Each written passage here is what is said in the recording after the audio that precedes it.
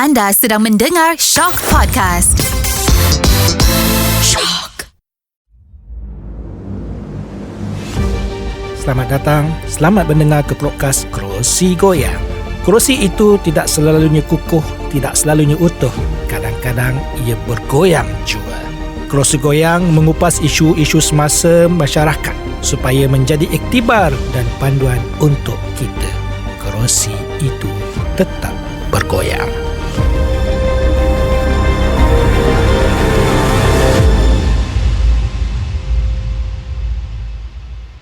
Bertemu kembali dalam podcast Kerusi Goyang. So, pada hari ini kita akan berbicara tentang ekonomi. Kita banyak masalah tentang duit tak cukup. Terlebih duit jarang kita dengar. Jadi pada hari ini kita menjemput Dr. Zuhri Idris, sahabat lama saya, untuk sama-sama kita bincang tentang keadaan situasi ekonomi di Malaysia. Pada yang tak kenal Dr. Zuhri ni, dia ni orang bijak pandai. Dia bermula daripada undang-undang ya. Jangan main-main. Dia lawyer depan saya. Dia memang PhD daripada Korea. Jadi muka-muka dia memang ada iras-iras artis K-pop sikit pada siapa yang tak pernah tengok dia. Handsome orang dia. So Dr. Zuhri, sihat hari ni? Alhamdulillah sihat. Orang banyak duit ke orang tak banyak duit? Di pertengahan. Di pertengahan. Sedang-sedang aja lah. Sederhana. Sederhana. Jadi dalam cerita kehidupan kita hari ni, kalau kita tengok kan Dr. Zuhri, OPR naik lagi. Itulah masalah.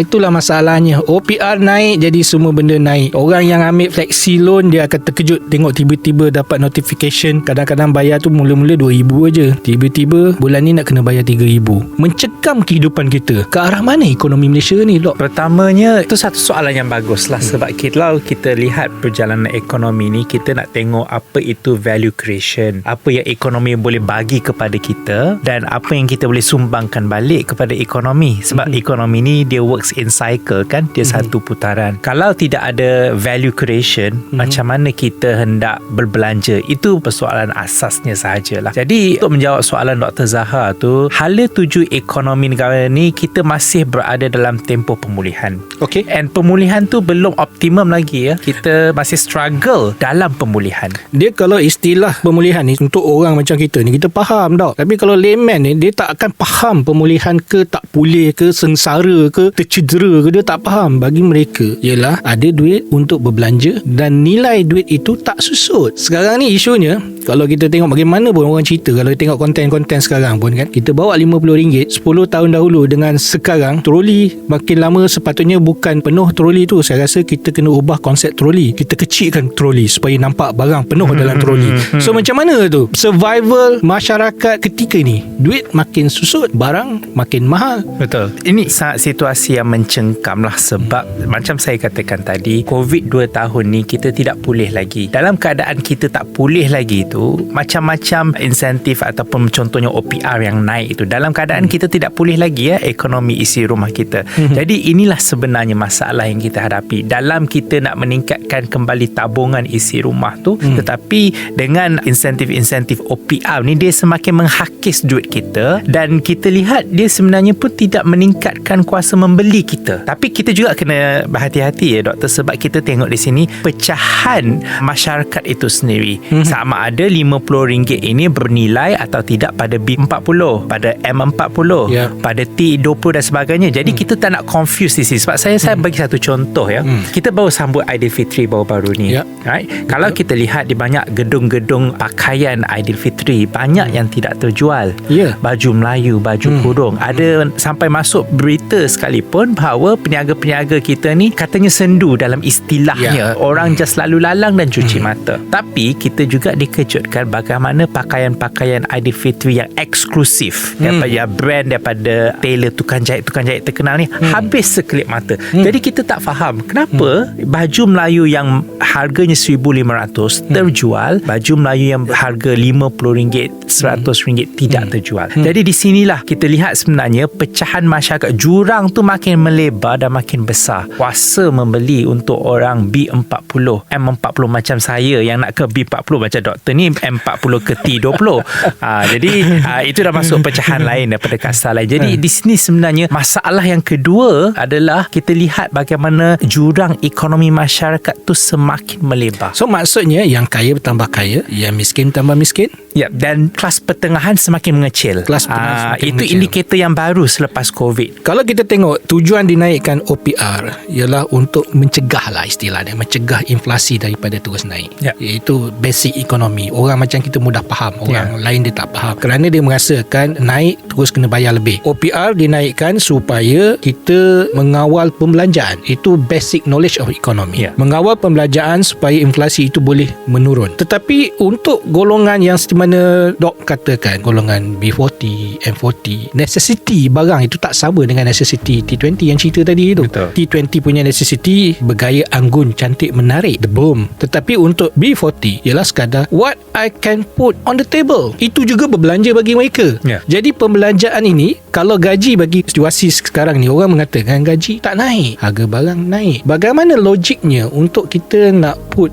plate on the table tetapi kita tidak lagi boleh untuk put food on the table anymore? Itu satu. Nombor dua, mungkin kita boleh letak makanan atas meja kita. Kalau dululah, saya masih ingat lagi, saya asal pun susah, kalau kita dapat orang sebelah rumah bagi kuih, bagi kek lah, adik-beradik ada 5-6 orang, potong 5-6 tu, dapatlah seorang secubit, rasa bodek abang-abang, kita bongsu, boleh bodek abang-abang, abang tak payahlah, bagilah adik makan, dapatlah rasa lebih. Tetapi kalau keadaan situasi semasa sekarang ini, makanan itu tetap besarnya begitu, dipotong-potong lagi, akhirnya mungkin ada yang tidak dapat merasa. Jadi bagaimana kita nak merasakan? Kalau kita tengok kenyataan yang paling terbaru, Rafizi mengatakan kita akan menjadi sebuah negara pendapatan tinggi dalam masa 5 tahun ini. Logik tak logik? Saya nak perbetulkan ataupun nak memberikan satu pencerahan barulah, kalau boleh saya tawarkan di sini. Inflasi itu adalah simptom. Ya, inflasi itu sebenarnya bukan masalah utama. Masalah utama ekonomi moden pada hari ini adalah bagaimana kita nak mewujudkan value creation tu sendiri. Ya.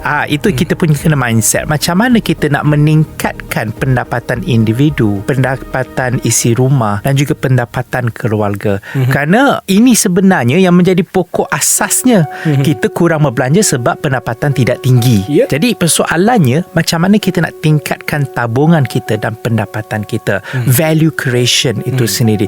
Jadi kita jangan memandang sebelah mata, ya kata okey, inflasi lah segala-galanya, kerajaan kena buat something. Tidak, sebaliknya, cadangan saya, my argument is kita lihat bagaimana usaha kerajaan dan usaha kita sebagai masyarakat untuk meningkatkan tabungan kita sendiri. Sebab untuk menjadi ekonomi yang semakin maju, ataupun yang macam Dok kata tadi, negara yang berpendapatan tinggi, kita tidak boleh nak elakkan harga barang akan semakin meningkat. Kos pengeluaran, kos pembuatan, kos penghasilan akan meningkat. Ini logik. Daripada tahun dulu hingga ke sekarang, kita akan nampak peningkatan. Itu adalah normal. Tetapi yang tidak normalnya, kenapa pendapatan kita tidak meningkat seiring ataupun sejajar dengan pendapatan harga barang. So this is the issue, doktor. It's not the inflation tu issue tu sebenarnya. Jadi saya merasakan bahawa untuk menjadi negara yang berpendapatan tinggi, kita kena lihat balik apakah value creation, apakah tambah nilai kita. Saya sebagai Zokri, saya boleh tambah nilai untuk saya menjana lebih pendapatan sebab perbelanjaan saya akan lebih. Ini yang orang dah kata gig economy. Ini yang orang kata buat 2-3 kerja dalam satu-satu masa. Kerana apa? Pendapatan kita harus ditingkatkan dari semasa ke semasa. Dia ada 2 keyword yang Dok ceritakan kat sini. Pertama ialah tentang tabungan. Kita pergi tabungan dulu. Tabungan ada 2 elemen kat sini. Satu dipanggil tabungan paksaan. Tabungan paksaan ni macam KWSP. Nak tak nak kena potong. Adalah duit dalam tabungan tersebut. Yang Dok ceritakan sekarang ini ialah tabungan keluarga. Tabungan keluarga ni tak ada paksaan. Letaklah tabung macam mana pun, kalau dah tak ada duit tak boleh nak letak. Apakah mekanisme dalam kepala kita yang mana boleh kita menghasilkan? Ini adalah satu elemen penting dalam ekonomi, tabungan kekeluargaan tersebut. Jadi kalau kita nak paksa satu keluarga itu ada tabungan tertentu, bukankah kita sewajarnya meletakkan peraturan baru untuk memaksa setiap isi rumah punyai tabungan yang mana tidak boleh dikeluarkan. Bagaimana tu, Dok? Saya rasa tidak perlu wujud peraturan, kerana apa yang penting adalah pemuafakatan isi rumah itu sendiri. Bagaimana suami menyumbang kepada pendapatan isi rumah, isteri menyumbang kepada pendapatan isi rumah, anak-anak yang boleh bekerja juga harus menyumbang, dan bagaimana sinergi antara bapa, ibu dan anak untuk mengurangkan perbelanjaan isi rumah. So ini adalah pemuafakatan. Dia tidak perlu diwujudkan sebagai satu peraturan. Jadi dari sinilah sebenarnya menuntut ketua keluarga tu kepada mereka yang berkeluarga seperti Dok, dan juga ketua kepada diri sendiri yang belum berkeluarga seperti saya, adalah untuk kita melihat kemahiran perbelanjaan tu. Bagaimana kita harus mempunyai pengetahuan perbelanjaan, menguruskan keuangan. Itu saya rasa yang tidak ada ilmunya dengan masyarakat kita, dan saya rasa podcast ni penting. Pertamanya untuk kita navigate masalah ekonomi ni adalah untuk kita mempertingkatkan ilmu keuangan dan ilmu pendapatan dan perbelanjaan diri kita. Ilmu kewangan dan ilmu pengawalan keluarga pun penting juga ni. Nanti saya rasa saya nak minta penerbit cari ahli-ahli panel daripada mereka yang punya lebih pada satu rumah, ya, supaya kita boleh tahu bagaimana dia mengendalikan kewangan keluarga mereka. Itu cukup menarik. Mungkin mereka-mereka ini boleh kita angkat menjadi panel ataupun panel penasihat kepada kerajaan, kerana dia boleh mengawal kewangan keluarga mereka tu. Okey, tak apa, kita patah balik pada isu tadi. Bahawasanya sekarang ni duit nilai ni tak sama seperti dahulu. Itu kita tak boleh nafilah. Kalau kita tengok kepada teori semasa pun, harga emas mencecah RM300, ya. Jadi value, the division of value tu dah berlaku kan. Setengah orang mengatakan kita beli je emas, kita simpan 10-20 tahun akan datang, harga dia meningkat-ningkat. Setuju, saya setuju perkara tu. Tapi the value of the money 20 tahun akan datang mungkin tak sama. Walaupun kita kata kita dapat 1 juta pada 20 tahun akan datang, tak sama value-nya dengan 1 juta yang kita ada pada hari ini. Itu konsep tabungan, betul. Tapi bagaimana kita nak meningkatkan sekarang ini value of the money supaya masyarakat kita bukan hanya survival untuk hari ini, Dok. Survival bukan untuk hari ini, survival bukan untuk besok, survival juga bukan untuk minggu hadapan. Survival ini adalah untuk generasi yang akan datang. Bagaimana untuk kita meningkatkan the value of money yang kita ada ini, selain daripada istilah yang kita katakan tadi, perlu ada advokasi, perlu ada pemahaman bagaimana untuk merencana ekonomi keluarga dan sebagainya. Ada tak kaedah-kaedah lain yang supaya kita ni, orang kata kalau yang mereka yang tidak ada pencen tu, dia boleh survive selepas dia pencen? Ada tak kaedah-kaedah tersebut yang mana kita tak perlu nak pening kepala, headache, fikir nak kena kerja 20-30 tahun lagi, tapi tak pernah orang memikirkan tentang the passive income? Macam mana, Dok? Ini yang satunya yang menarik, kerana persoalannya yang kita kena tanya diri kita sendiri. Paling mudahlah, bagaimana kita nak nilai RM50 yang kita ada pada hari ini boleh jadi RM500? Setuju? Bagaimana RM100 yang kita ada dalam purse, dalam dompet kita pada hari ini boleh jadi RM1,000 pada bulan hadapan? Setuju? Ini yang kita kena tanya diri kita. Jadi kalau kita selalu tanya diri kita dan kita persoalkan langkah-langkah yang boleh memberanakkan duit ni, jadi itu dah sedikit sebanyak dia melahirkan keusahawanan ataupun entrepreneurial. Sebab ingat saya punya keyword adalah value creation, Doktor. Kita nak tambah nilai kepada diri kita dan pendapatan kita. Jadi kalau kita ada selalu mindset macam mana duit 100 yang kita ada ni untuk jadi RM1,000, kita akan berjumpa dengan 1,001 cara untuk kita beranakkan duit kita. Dan bagaimana juga duit yang 100 itu kita tak nak mendefisitkan jadi negatif 100 pula. Bagaimana untuk kita tak nak tambah hutang, untuk kita kawal perbelanjaan dan sebagainya. Jadi ini sebenarnya ia memerlukan the entrepreneurial skill. Tapi entrepreneurial skill ni bermula dengan kesedaran kita. Bagaimana kita nak beranakkan duit kita. Kalau setiap orang bertanya pada soalan ini pada setiap diri masing-masing, saya rasa we are halfway through, sebab sudah ada satu kesedaran duit ini dia akan defisit. Kalau kita belanja dia akan defisit, dan harga barang tidak akan turun. Harga barang tidak akan jadi murah.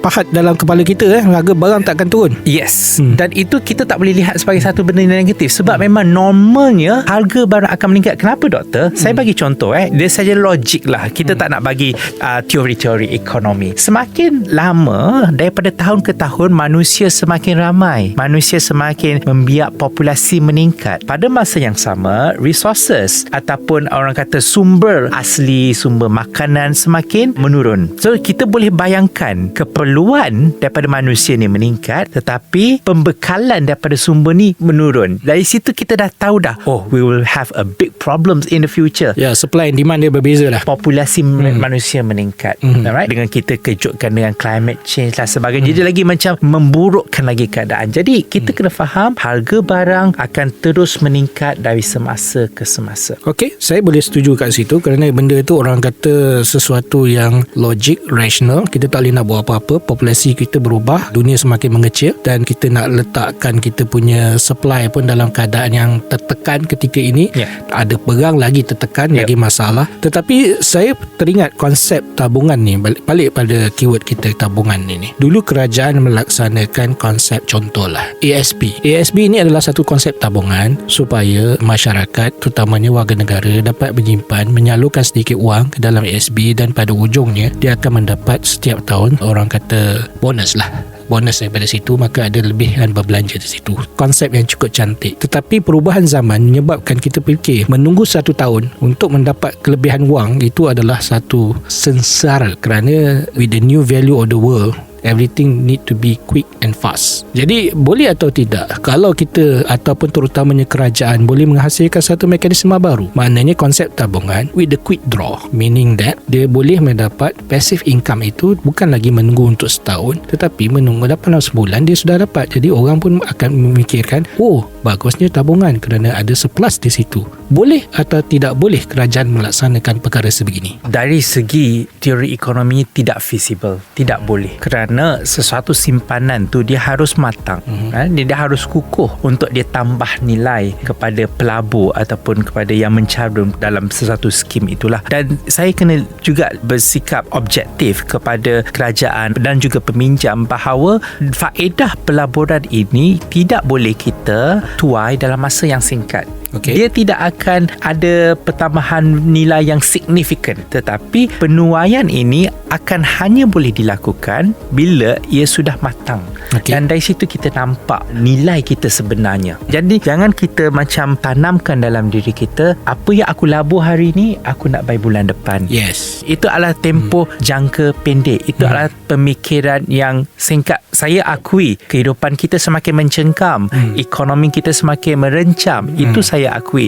Tapi dalam pada masa yang sama kita juga harus lihat bahawa apa yang kita usahakan hari ini tidak mungkin kita akan dapat besok ataupun sebulan. Itu adalah satu yang lumrah lah. Jadi bagaimana untuk kita mewujudkan tabungan tambah nilai dalam pada masa yang sama mengawal perbelanjaan untuk macam mengurangkan defisit kita. It works both way, doctors. Kita tidak boleh macam apa yang aku dapat besok, apa yang aku dapat kalau aku laburkan 100,000 hari ni, apa aku dapat bulan depan. No. Tetapi value ini semakin berkembang. Dan saya nak bagi contoh juga, agak sukar untuk kita meramalkan apa yang berlaku pada bulan depan. Setuju. Wa'ima pada tahun hadapan sekalipun. Situasi dalaman negara dan juga luaran negara. So kita tak boleh nak jangkakan dalam bulan depan kita akan dapat pulangan yang tinggi. That's not fair jugalah. Jadi dalam situasi yang tidak menentu ini, kita kena perbagaikan mekanisme kita. Tabungan satu, perbelanjaan satu, tambah nilai, cari kerja yang lebih, bakat, talent dan sebagainya. Bila sebut cari kerja yang lebih, kita sebut kita lah, kita jangan sebut orang lain.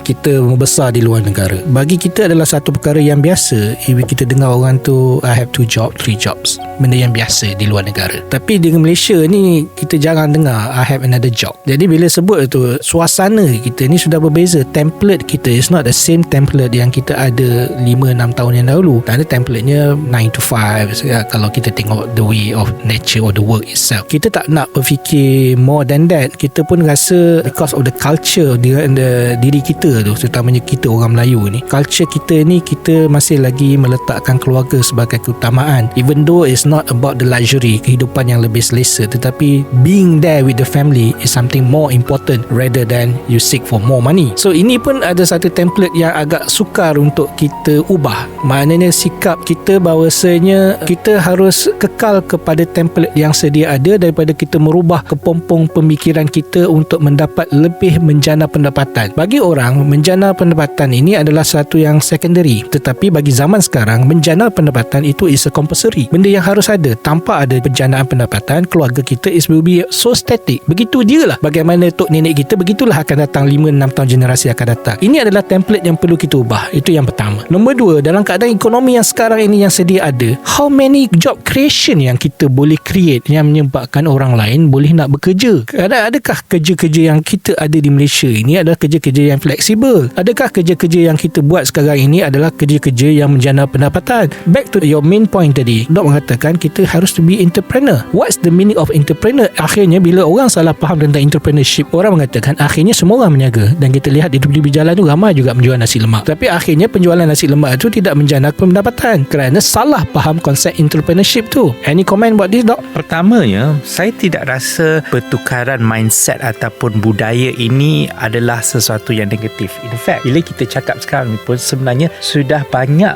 keluarga yang melakukan dua kerja ataupun pelbagai kerjaan pada satu-satu masa. Banyak suri rumah boleh buat kek, buat kuih, padahal dia ada kerja lain kan. Income tax cari. Income tax cari ini baru je selesai untuk file kat income tax. Siapa yang belum tu bolehlah segera kan. Jadi saya rasa ini adalah satu perubahan yang normal dan sangat organik kerana tuntutan ekonomi. Dan saya tidak melihat rakyat mengeluh untuk dia bekerja dua kerja. Rakyat mengeluh harga barang yang meningkat, tapi rakyat tidak mengeluh, oh kenapa aku kena dua kerja, tiga kerja dan sebagainya. Kita melihat ada kesungguhan di kalangan rakyat untuk berlumba-lumba untuk meningkatkan ekonomi diri masing-masing. Jadi saya rasa ini adalah satu perkara yang normal. Untuk persoalan macam mana kita nak cari kerja yang fleksibel ataupun kita nak cari kerja sampingan, tak nak menjadi duplicate kepada sektor-sektor ekonomi yang lain, ini adalah memerlukan perbincangan yang selepas inilah yang selanjutnya. Cumanya saya rasakan pertamanya kita kenal diri kita dulu, doktor. Okey. Apa kekuatan kita? Jangan kita ikut trend. Nasi lemak Wak Wanjo tu sedap di kampung baru, kita pun nak berniaga nasi lemak juga sebab kita ingat nasi lemak ni laku di pasaran. Tapi mungkin kita ni tak pandai nak buat sambal. Mungkin saya ni goreng ikan bilis dia hangus. Jadi tak menjadi. So crispy, jangan sebut hangus, crispy. Terlalu crispy kan. Jadi kita jangan ikut trend ya. Jangan kita ikut trend. Bila semua nak buat benda ni, kita pun nak buat. Tetapi pertama kita kena buat SWOT analysis. Untuk pendengar yang tidak tahu apa itu SWOT, kita kena tahu apa kekuatan kita, apa kelemahan kita, apakah risiko yang kita buat ada kalau kita buat sesuatu tu, dan apa peluang yang kita akan dapat kalau kita. Tapi persoalannya yang paling utamanya, apa kekuatan kita? Kekuatan saya lah, kalau saya boleh cerita, kekuatan saya adalah bercakap. Kekuatan saya adalah komunikasi. Dan saya banyak buat kerja di luar waktu pejabat kerana kebolehan saya berkomunikasi. Setuju. Saya appear banyak rancangan. Saya kadang-kadang ada orang minta buat coaching dan tutoring dan sebagainya. Tak kisahlah, ada yang bagi remuneration, ada yang tak, itu tak berasa. Tapi bakat saya adalah komunikasi. Saya boleh commercialkan komunikasi saya. Jadi saya tidak perlu nak menyanyi sebab saya memang tak sedap menyanyi. Jadi pertamanya, untuk kerja yang fleksibel, untuk individu ataupun isi rumah yang berminat untuk tambahkan pendapatan mereka, cari kekuatan mereka dan bagaimana untuk mereka menguruskan kekuatan tu. Dan kekuatan kita ni berbeza, dan di situlah sebenarnya ada added value ataupun commercial value pada setiap diri kita. Pada Zaharuddin, pada Zokri, pada siapa-siapa saja, kita ada kekuatan kita. So that is where you can succeed in entrepreneurship. You must know yourself, kenali diri kita sendiri. Dan akhirnya kalau kita dapat kenali diri kita sendiri, barulah kita dapat mempelajari selok-belok perniagaan ini sendirilah. Jatuh bangun tu perkara biasa, doktor. Kita pun umur-umur yang nak masuk ke asar ni, banyak kita jatuh daripada kita bangun. Tetapi inilah sebenarnya yang akan menguatkan lagi, yang akan mengukuhkan lagi business model ataupun komersialnya kita punya bakat dalam diri kita. Saya teringat kata-kata jatuh dan bangun. Kalau kita tak jatuh, kita tak bangun. Betul. Kita tak tahu sepegitnya duduk di bawah, dan kita akan cepat berdiri kerana sengsaranya berada di bawah itu. Itu adalah satu kekuatan yang kita kadang-kadang kita lupa. Pada masa yang sama, ramai orang lupa kewujudan setiap hari itu. Kalau kita lihat, pertukaran hari itu berlaku pada pukul 12.01. 12.01 itu adalah ketika orang kata di hening malam, kegelapan malam. Kegelapan malam, kenapa bermulanya hari itu pada kegelapan malam? Kerana tidak ada perkara yang mudah dalam kehidupan. Kita akan melalui kegelapan dahulu sebelum timbulnya siang pukul 7, pukul 8. Kalau kita bermula hari itu pada siang, kemungkinan kita alpa bahawasanya kehidupan ini tidak seperti mana yang kita sangkakan. Itu satu pengajaran yang kadang-kadang kita lupa pada diri kita. Tuhan dah beritahu bahawasanya nak hidup senang, tak senang, harus melalui ruang liku kehidupan yang mencengkam kita. Jadi kehidupan kita ni patah balik pada isu kita. Sekejap, doktor ada buat program motivasi ke? Tak ada saya. Siapalah saya? Ada saya nampak komersial ni kat situ. Kalau kita boleh usahakan sama ke, Ini 50-50 ke? Perniagaan jual air liur ni susah juga ni. Jadi pada masa yang sama kita patah balik kehidupan kita, dok. Orang kata everything start with money, end with money. Bermula dengan duit. Bangun tidur pun duit, nak tidur pun duit.